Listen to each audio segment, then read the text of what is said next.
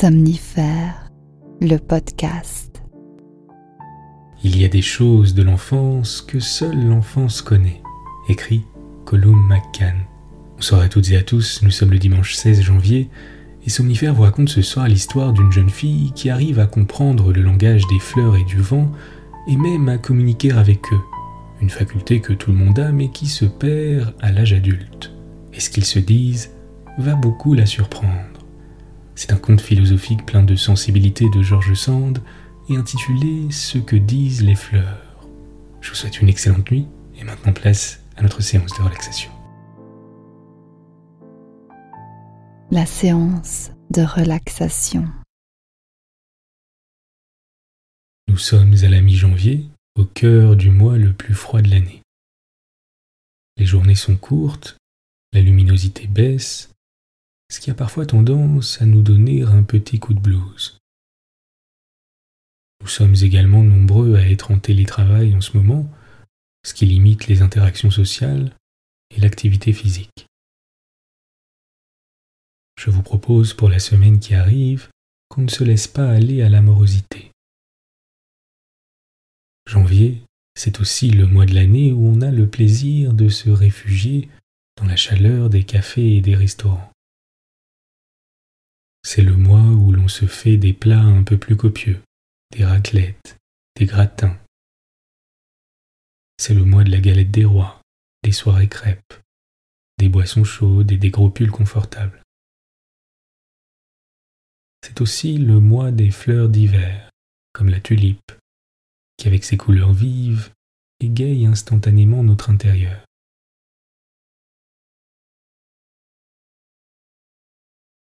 Mettez-vous à l'aise, préparez-vous à refermer cette journée. Si ce n'est déjà fait, fermez les yeux. Et on va commencer par prendre une très grande inspiration en gonflant le ventre. Et on évacue toutes les tensions de la journée à l'expire.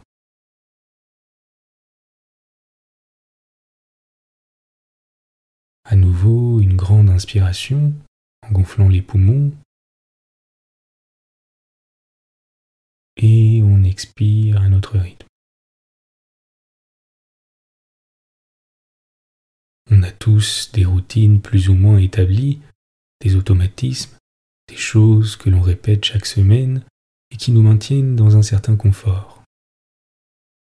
On a tendance à souvent prendre le même petit déjeuner, à se rendre au travail de la même manière, à aller dans les mêmes quartiers, à visiter les mêmes établissements, les mêmes cafés, et oublier qu'il y a d'autres choses à découvrir, d'autres manières de se faire plaisir, d'autres expériences à tenter.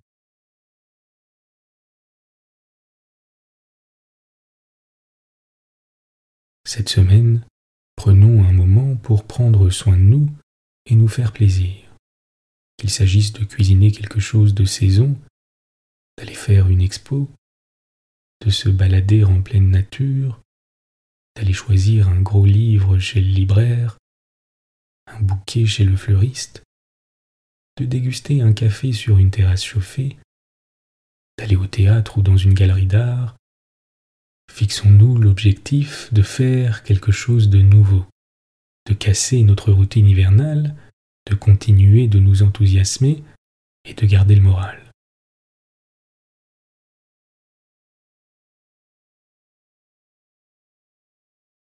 Prenez à présent simplement un moment pour observer vos sensations et concentrez-vous sur votre respiration, sans avoir aucune attente particulière.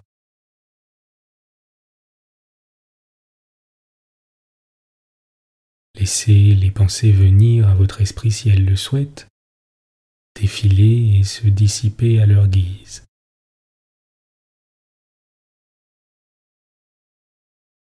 Un peu comme des feuilles au gré du vent.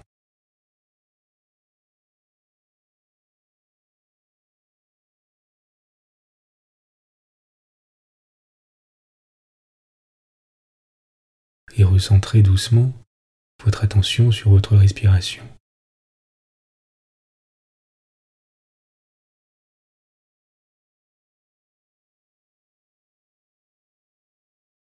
Soyez conscient de l'air que vous inspirez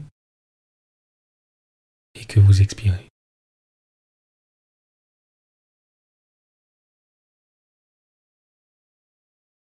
Des mouvements de votre corps à l'inspire et à l'expire.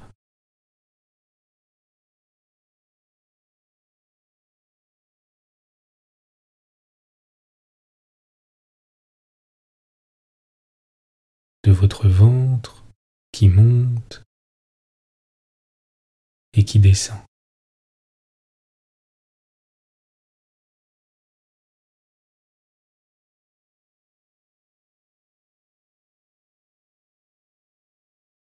Pensez à bien détendre votre mâchoire, votre gorge et vos épaules qui sont complètement relâchées sur le matelas.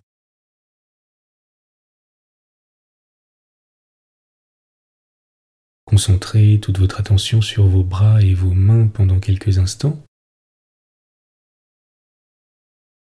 en prenant le soin de les relâcher complètement.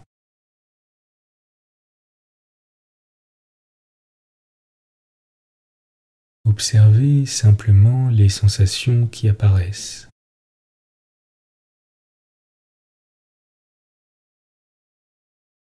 Tout en continuant de concentrer votre attention sur votre respiration.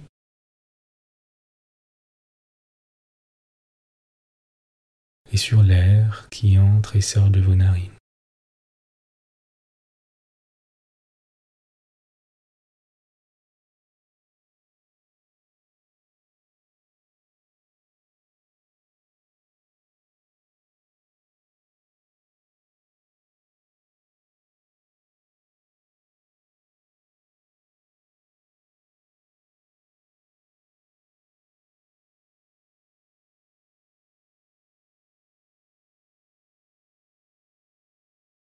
Vous pouvez, si vous le souhaitez, formuler dans votre esprit une intention pour la semaine à venir.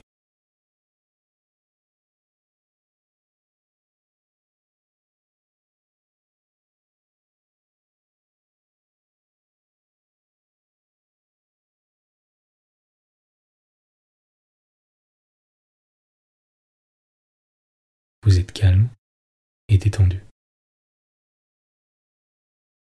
L'histoire du soir. George Sand, ce que disent les fleurs. Quand j'étais enfant, ma chère Aurore, j'étais très tourmenté de ne pouvoir saisir ce que les fleurs se disaient entre elles. Mon professeur de botanique m'assurait qu'elles ne disaient rien. Soit qu'il fût sourd, soit qu'il ne voulût pas me dire la vérité, il jurait qu'elles ne disaient rien du tout. Je savais bien le contraire. Je les entendais babiller confusément, surtout à la rosée du soir. Mais elles parlaient trop bas pour que je pusse distinguer leurs paroles. Et puis, elles étaient méfiantes. Et quand je passais près des plates-bandes du jardin ou sur le sentier du pré, elles s'avertissaient par une espèce de psite qui courait de l'une à l'autre. C'était comme si l'on eût dit sur toute la ligne « Attention, taisons-nous, voilà l'enfant curieux qui nous écoute. » Je m'y obstinai. Je m'exerçai à marcher si doucement, sans frôler le plus petit brin d'herbe, qu'elles ne m'entendirent plus et que je pus m'avancer tout près. Alors, en me baissant sous l'ombre des arbres pour qu'elles ne vissent pas la mienne, je saisis enfin des paroles articulées. Il fallait beaucoup d'attention. C'étaient de si petites voix, si douces, si fines, que la moindre brise les emportait. Je ne sais pas quelle langue elles parlaient. Ce n'était ni le français ni le latin qu'on m'apprenait alors. Mais il se trouva que je comprenais fort bien. Il me sembla même que je comprenais mieux ce langage que tout ce que j'avais entendu jusqu'alors. Un soir, je réussis à me coucher sur le sable et à ne plus rien perdre de ce qui se disait auprès de moi dans un coin bien abrité du parterre. Comme tout le monde parlait dans tout le jardin, il ne fallait pas s'amuser à vouloir surprendre plus d'un secret en une fois.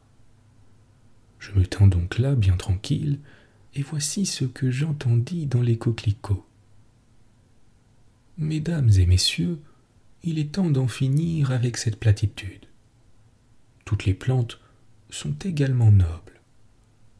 Notre famille ne le cède à aucune autre et accepte qui voudra la royauté de la rose. Je déclare que j'en ai assez et que je ne reconnais à personne le droit de se dire mieux né et plus titré que moi. » À quoi les marguerites répondirent toutes ensemble que l'orateur coquelicot avait raison. Une d'elles, qui était plus grande que les autres et fort belle, demanda la parole et dit : « Je n'ai jamais compris les grands airs que prend la famille des roses. En quoi, je vous le demande, une rose est-elle plus jolie et mieux faite que moi ? La nature et l'art se sont entendus pour multiplier le nombre de nos pétales et l'éclat de nos couleurs. Nous sommes même beaucoup plus riches, car la plus belle rose n'a guère plus de 200 pétales, et nous en avons jusqu'à 500. Quant aux couleurs, nous avons le violet et presque le bleu pur que la rose ne trouvera jamais. » « Moi, dit un grand pied d'alouette vivace, moi, le prince Delphinium, j'ai l'azur des yeux dans ma corolle, et mes nombreux parents ont toutes les nuances du rose. La prétendue reine des fleurs a donc beaucoup à nous envier, et quant à son parfum si vanté, ne parlez pas de cela, reprit vivement le coquelicot. Les hâbleries du parfum me portent sur les nerfs. Qu'est-ce, je vous prie, que le parfum ? Une convention établie par les jardiniers et les papillons. Moi, je trouve que la rose sent mauvais, et que c'est moi qui embaume. » « Nous ne sentons rien, dit la Marguerite, et je crois que par là nous faisons preuve de tenue et de bon goût. Les odeurs sont des indiscrétions ou des vanteries. Une plante qui se respecte ne s'annonce point par des émanations. Sa beauté doit lui suffire. »« Je ne suis pas de votre avis, » s'écria un gros pavot qui sentait très fort. « Les odeurs annoncent l'esprit et la santé. » Les rires couvrirent la voix du gros pavot. Les œillets s'en tenaient les côtes et les résédas se pâmaient. Mais au lieu de se fâcher, il se remit à critiquer la forme et la couleur de la rose qui ne pouvait répondre. Tous les rosiers venaient d'être taillés et les pousses remontantes n'avaient encore que de petits boutons bien serrés dans leur lange vert. Une pensée fort richement vêtue critiqua amèrement les fleurs doubles, et comme celles-ci étaient en majorité dans le parterre, on commença à se fâcher. Mais il y avait tant de jalousie contre la rose qu'on se réconcilia pour la railler et la dénigrer. La pensée eut même du succès quand elle compara la rose à un gros chou paumé, donnant la préférence à celui-ci à cause de sa taille et de son utilité. Les sottises que j'entendais m'exaspérèrent, et tout à coup parlant leur langue. « Taisez-vous, m'écriai-je en donnant un coup de pied à ces sottes fleurs. Vous ne dites rien qui vaille. Moi qui m'imaginais entendre ici des merveilles de poésie, quelle déception vous me causez avec vos rivalités, vos vanités et votre basse envie. » Il se fit un profond silence, et je sortis du parterre. Voyons donc, me disais-je, si les plantes rustiques ont plus de bon sens que ces péronnelles cultivées, qui en recevant de nous une beauté d'emprunt semblent avoir pris nos préjugés et nos travers. Je me glissai dans l'ombre de la haie touffue, me dirigeant vers la prairie. Je voulais savoir si les spirées qu'on appelle reines des prés avaient aussi de l'orgueil et de l'envie. Mais je m'arrêtai auprès d'un grand églantier dont toutes les fleurs parlaient ensemble. Tâchons de savoir, pensai-je, si la rose sauvage dénigre la rose à 100 feuilles et méprise la rose pompon. Il faut vous dire que dans mon enfance, on n'avait pas créé toutes ces variétés de roses que les jardiniers savants ont réussi à produire depuis par la greffe et les semis.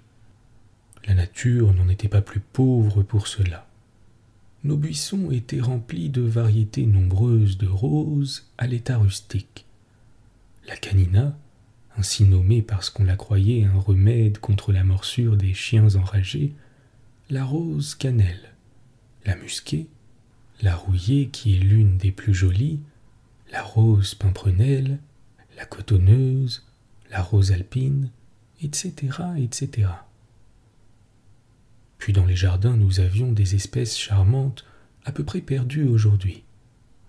Une panachée rouge et blanc qui n'était pas très fournie en pétales, mais qui montrait sa couronne d'étamines d'un beau jaune vif et qui avait le parfum de la bergamote. Elle était rustique au possible, ne craignant ni les étés secs, ni les hivers rudes. La rose pompon, grand et petit modèle, qui est devenue excessivement rare. La petite rose de mai, la plus précoce et peut-être la plus parfumée de toutes, qu'on demanderait en vain aujourd'hui dans le commerce. La rose de Damas, que nous savions utiliser et qu'on est obligé à présent de demander au midi de la France. Enfin, la rose à 100 feuilles, ou pour mieux dire à 100 pétales, dont la patrie est inconnue et que l'on attribue généralement à la culture. C'est cette rose centifolia qui était alors pour moi, comme pour tout le monde, l'idéal de la rose. Et je n'étais pas persuadé, comme l'était mon précepteur, qu'elle fût un monstre dû à la science des jardiniers. Je lisais dans mes poètes que la rose était de toute antiquité le type de la beauté et du parfum. À coup sûr, ils ne connaissaient pas nos rosethés qui ne sentent plus la rose, et toutes ces variétés charmantes qui de nos jours ont diversifié à l'infini, mais en l'altérant essentiellement, le vrai type de la rose. On m'enseignait alors la botanique. Je n'y mordais qu'à ma façon. J'avais l'odorat fin et je voulais que le parfum fût un des caractères essentiels de la plante. Mon professeur, qui prenait du tabac, ne m'accordait pas ce critérium de classification. Il ne sentait plus que le tabac, et quand il flairait une autre plante, il lui communiquait des propriétés sternutatoires tout à fait avilissantes. J'écoutais donc de toutes mes oreilles ce que disaient les églantiers au-dessus de ma tête, car dès les premiers mots que je pus saisir, je vis qu'ils parlaient des origines de la rose. « Reste ici, doux zéphyr, disait-il, nous sommes fleuris. Les belles roses du parterre dorment encore dans leurs boutons verts. Vois, nous sommes fraîches et riantes, et si tu nous berces un peu, nous allons répandre des parfums aussi suaves que ceux de notre illustre reine. » J'entendis alors le zéphyr qui disait « Taisez-vous, vous n'êtes que des enfants du Nord. Je veux bien causer un instant avec vous, mais n'ayez pas l'orgueil de vous égaler à la reine des fleurs. » « Cher zéphyr, nous la respectons et nous l'adorons, » répondirent les fleurs de l'églantier. « Nous savons comme les autres fleurs du jardin en sont jalouses. Elles prétendent qu'elle n'est rien de plus que nous, qu'elle est fille de l'églantier et ne doit sa beauté qu'à la greffe et à la culture. Nous sommes des ignorantes et nous ne savons pas répondre. Dis-nous, toi, qui es plus ancien que nous sur la terre, si tu connais la véritable origine de la rose. Je vous la dirai, car c'est ma propre histoire. Écoutez-la et ne l'oubliez jamais. » Et le zéphyr raconta ceci. Au temps où les êtres et les choses de l'univers parlaient encore la langue des dieux, j'étais le fils aîné du roi des orages. Mes ailes noires touchaient les deux extrémités des plus vastes horizons. Ma chevelure immense s'en mêlait aux nuages. Mon aspect était épouvantable et sublime, j'avais le pouvoir de rassembler les nuées du couchant et de les étendre comme un voile impénétrable entre la terre et le soleil. Longtemps, je régnais avec mon père et mes frères sur la planète inféconde. Notre mission était de détruire et de bouleverser. Mes frères et moi, déchaînés sur tous les points de ce misérable petit monde, nous semblions ne devoir jamais permettre à la vie de paraître sur cette scorie informe que nous appelons aujourd'hui la terre des vivants. J'étais le plus robuste et le plus furieux de tous. Quand le roi mon père était là, il s'étendait sur le sommet des nuées et se reposait sur moi du soin de continuer l'œuvre de l'implacable destruction. Mais au sein de cette terre, inerte encore, s'agitait un esprit, une divinité puissante, l'esprit de la vie, qui voulait être, et qui, brisant les montagnes, comblant les mers, entassant les poussières, se mit un jour à surgir de toutes parts. Nos efforts redoublèrent et ne servirent qu'à hâter l'éclosion d'une foule d'êtres qui nous échappaient par leur petitesse ou nous résistaient par leur faiblesse même. D'humbles plantes flexibles, de minces coquillages flottants, prenaient place sur la croûte encore tiède de l'écorce terrestre, dans les limons, dans les eaux, dans les détritus de tout genre. Nous roulions en vain les flots furieux sur ces créations ébauchées. La vie naissait et apparaissait sans cesse sous des formes nouvelles, comme si le génie patient et inventif de la création eût résolu d'adapter les organes et les besoins de tous les êtres au milieu tourmenté que nous leur faisions. Nous commencions à nous lasser de cette résistance passive en apparence, irréductible en réalité. Nous détruisons des races entières d'êtres vivants, d'autres apparaissaient organisés pour nous subir sans mourir. Nous étions épuisés de rage. Nous nous retirâmes sur le sommet des nuées pour délibérer et demander à notre Père des forces nouvelles. Pendant qu'il nous donnait de nouveaux ordres, la terre, un instant délivrée de nos fureurs, se couvrit de plantes innombrables où des myriades d'animaux, ingénieusement conformés dans leurs différents types, cherchèrent leur abri et leur nourriture dans d'immenses forêts ou sur les flancs de puissantes montagnes, ainsi que dans les eaux épurées de lacs immenses. « Allez, nous dit mon père, le roi des orages. Voici la terre qui s'est parée comme une fiancée pour épouser le soleil. Mettez-vous entre eux. Entassez les nuées énormes, mugissez, et que votre souffle renverse les forêts, aplanisse les monts et déchaîne les mers. Allez, et ne revenez pas tant qu'il y aura encore un être vivant, une plante debout sur cette arène maudite où la vie prétend s'établir en dépit de nous. » Nous nous dispersâmes sur les deux hémisphères, et moi, fondant comme un aigle le rideau des nuages, je m'abattis sur les antiques contrées de l'Extrême-Orient, là où de profondes dépressions du haut plateau asiatique, s'abaissant vers la mer sous un ciel de feu, font éclore au sein d'une humidité énergique les plantes gigantesques et les animaux redoutables. J'étais reposé des fatigues subies. Je me sentais doué d'une force incommensurable. D'un coup d'aile, je rasais toute une contrée, d'un souffle j'abattais toute une forêt, et je sentais en moi une joie aveugle, enivrée, la joie d'être plus fort que toutes les forces de la nature. Tout à coup, un parfum passa en moi comme par une aspiration inconnue à mes organes, et surpris d'une sensation si nouvelle, je m'arrêtai pour m'en rendre compte.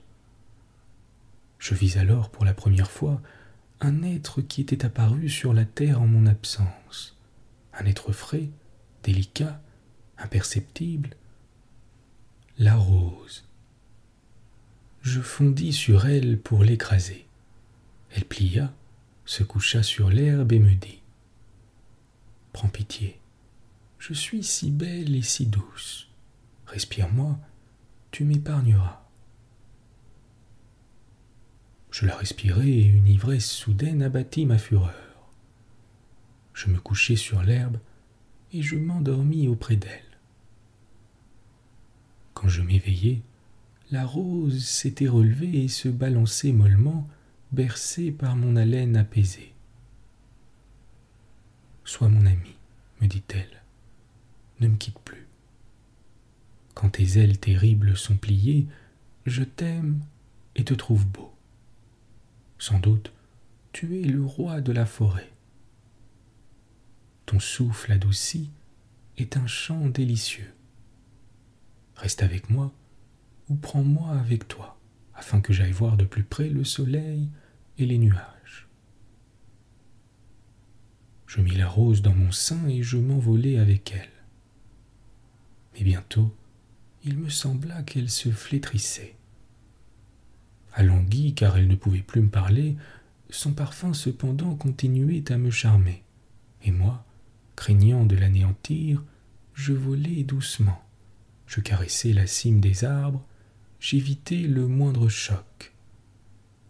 Je remontai ainsi avec précaution jusqu'au palais de nuées sombres où m'attendait mon père. « Que veux-tu » me dit-il. « Et pourquoi as-tu laissé debout cette forêt que je vois encore sur les rivages de l'Inde? Retourne l'exterminer au plus vite. » « Oui, » répondis-je en lui montrant la rose, « mais laisse-moi te confier ce trésor que je veux sauver. »« Sauver » s'écria-t-il en rugissant de colère. « Tu veux sauver quelque chose ?» Et d'un souffle, il arracha de ma main la rose qui disparut dans l'espace en semant ses pétales flétris. Je m'élançai pour ressaisir au moins un vestige. Mais le roi, irrité et implacable, me saisit à son tour, me coucha, la poitrine sur mon genou, et avec violence m'arracha mes ailes dont les plumes allèrent dans l'espace rejoindre les feuilles dispersées de la rose. « Misérable enfant, me dit-il, tu as connu la pitié, tu n'es plus mon fils. Va-t'en rejoindre sur la terre le funeste esprit de la vie qui me brave, nous verrons s'il fera de toi quelque chose, à présent que grâce à moi, tu n'es plus rien. » Et me lançant dans les abîmes du vide, il m'oublia à jamais. Je roulai jusqu'à la clairière et me trouvai anéanti à côté de la rose, plus riante et plus embaumée que jamais. Quel est ce prodige? Je te croyais morte et je te pleurais. As-tu le don de renaître après la mort? Oui, répondit-elle, comme toutes les créatures que l'esprit de vie féconde. Vois ces boutons qui m'environnent. Ce soir, j'aurai perdu mon éclat et je travaillerai à mon renouvellement, tandis que mes sœurs te charmeront de leur beauté et te verseront les parfums de leur journée de fête. Reste avec nous, n'es-tu pas notre compagnon et notre ami? J'étais si humilié de ma déchéance que j'arrosai de mes larmes cette terre à laquelle je me sentais à jamais rivé. L'esprit de la vie sentit mes pleurs et s'en émut. Il m'apparut sous la forme d'un ange radieux et me dit : « Tu as connu la pitié, tu as eu pitié de la rose, je veux avoir pitié de toi. Ton père est puissant, mais je le suis plus que lui, car il peut détruire, et moi, je peux créer. » En parlant ainsi, l'être brillant me toucha, et mon corps devint celui d'un bel enfant avec un visage semblable au coloris de la rose. Des ailes de papillon sortirent de mes épaules et je me mis à voltiger avec délice. « Reste avec les fleurs sous le frais abri des forêts, » me dit la fée. « À présent, ces dômes de verdure te cacheront et te protégeront. Plus tard, quand j'aurai vaincu la rage des éléments, tu pourras parcourir la terre où tu seras béni par les hommes et chanté par les poètes. Quant à toi, rose charmante, qui la première a su désarmer la fureur par la beauté, sois le signe de la future réconciliation des forces aujourd'hui ennemies de la nature. Tu seras aussi l'enseignement des races futures, car ces races civilisées voudront faire servir toutes choses à leurs besoins. Mes dons les plus précieux, la grâce, la douceur et la beauté, risqueront de leur sembler d'une moindre valeur que la richesse et la force. Apprends-leur, aimable rose, que la plus grande et la plus légitime puissance est celle qui charme et réconcilie. Je te donne ici un titre que les siècles futurs n'oseront pas t'ôter. Je te proclame reine des fleurs. Les royautés que j'institue sont divines et n'ont qu'un moyen d'action, le charme. Depuis ce jour, j'ai vécu en paix avec le ciel, chéri des hommes, des animaux et des plantes. Ma libre et divine origine me laisse le choix de résider où il me plaît, mais je suis trop l'ami de la terre et le serviteur de la vie à laquelle mon souffle bienfaisant contribue pour quitter cette terre chérie où mon premier et éternel amour me retient.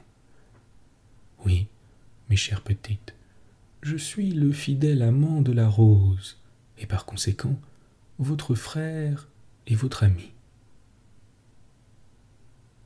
En ce cas, s'écrièrent toutes les petites roses de l'églantier, donne-nous le bal et réjouissons-nous en chantant les louanges de Madame la Reine, la rose à 100 feuilles de l'Orient. Le zéphyr agita ses jolies ailes et ce fut au-dessus de ma tête une danse effrénée, accompagnée de frôlements de branches et de claquements de feuilles en guise de timbales et de castagnettes. Il arriva bien à quelques petites folles de déchirer leurs robes de bal et de semer leurs pétales dans mes cheveux. Mais elles n'y firent pas attention et dansèrent de plus belle en chantant. Vive la belle rose dont la douceur a vaincu le fils des orages. Vive le bon zéphyr qui est resté l'ami des fleurs. Quand je racontai à mon précepteur ce que j'avais entendu, il déclara que j'étais malade et qu'il fallait m'administrer un purgatif. Mais ma grand-mère m'en préserva en lui disant « Je vous plains si vous n'avez jamais entendu ce que disent les roses. Quant à moi, je regrette le temps où je l'entendais. C'est une faculté de l'enfance. Prenez garde de confondre les facultés avec les maladies. » Bonne nuit. Bonne nuit.